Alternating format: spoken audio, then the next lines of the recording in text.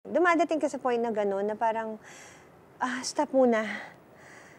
Hinga lang ako. Parang gusto mo ng day off, ng parang kahit 2 days na ikaw lang, walang kwentin. Dumarating yung time na yun. Nakukonsensya ako eh. Kasi alam ko hahanapin ako eh. Tama. Minsan nga, lalabas lang ako with friends, maya-maya tatawag na yan eh. Where are you? Kasi gano'n ako, nakikipag-inuman ako, anak.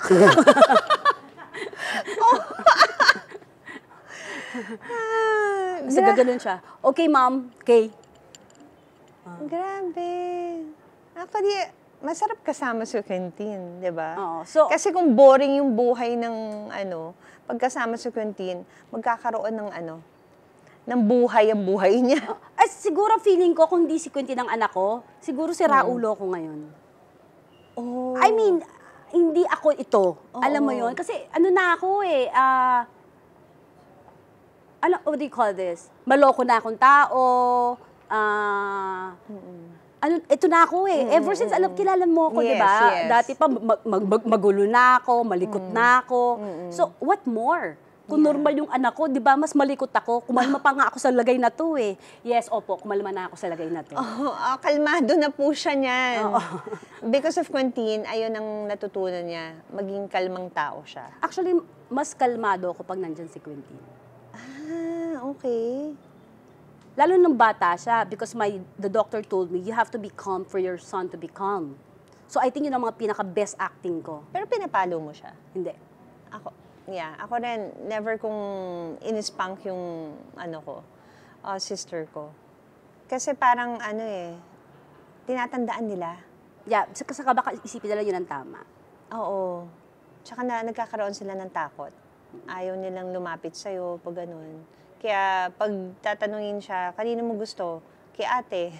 Sa'yo? Oo. Tinatanong ng mami ko. Kay ate Hazel. Ganun siya. At saka yun nga eh, sabi mo nga kanina, pag napapagod yung mommy mo, binibigay niya sa inyo. Kanino ko ibibigay? Yeah, oo nga. Well, at least you have a spiritual mentor. Yeah, exactly. Kasi alam ko, marami ka nang nagawang interviews, ang daming beses na rin natanong si Quentin, and ngayon, sa status mo right now, anong message mo kay Quentin? Ngayon? Oo, ngayon. Nak, everything will be okay. Hindi naman siya naghahanap ng daddy. Hindi niya alam yung idea. Hindi niya alam yung idea. But every time na merong lalaki, Oo. he's very, Masaya? Yeah. Wow! Oo. Mas sinisilbahan pa niya kuya ko kaysa sa akin. Talaga? Yung ganon, yung kunyari, magkakasama kami ni Jelly, ako, Ariel. Tapos sinasabi namin, sit down. Quentin, sit down. You calm down. Sit down. Quentin, sit down. Pag sinabi ni Ariel, Quentin, you sit down. Upo agad yun. Wow! So, hindi niya alam yung idea, but I think ramdam niya parang looking for a father figure. I think he is.